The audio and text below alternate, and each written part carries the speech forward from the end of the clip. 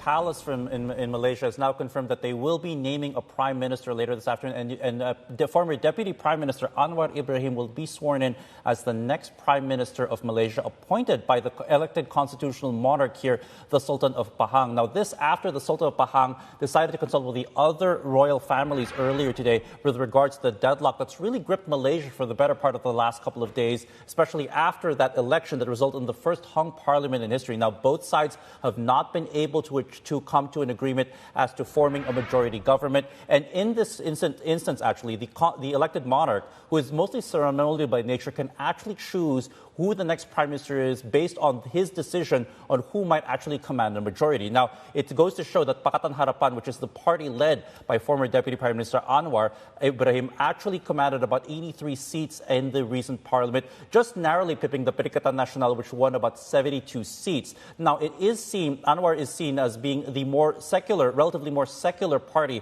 as compared to the more Muslim conservative-driven Perikatan Nasional, which means we might see a relatively more secular government actually coming into power as he's prime minister now. Now, whether or not he can actually come up with a majority in the parliament remains to be seen. We have to remember that Barisan Nasional did come out earlier today, as we reported earlier on, saying that they will support a unity government, but just not one led by the more conservative Perikatan Nasional, which means they could actually be convinced to sway, but they stopped short of coming out and explicitly backing Anwar Ibrahim. We have to remember that Anwar Ibrahim back in 1997-98 was actually in line to succeed then Prime Minister Mahathir Mohamad, but he was actually thrown in jail and ousted on charges actually of sodomy. So this represents a massive and very dramatic political comeback on his part, and sees him actually become the prime minister after about more than 2 decades actually, or 3 decades actually, of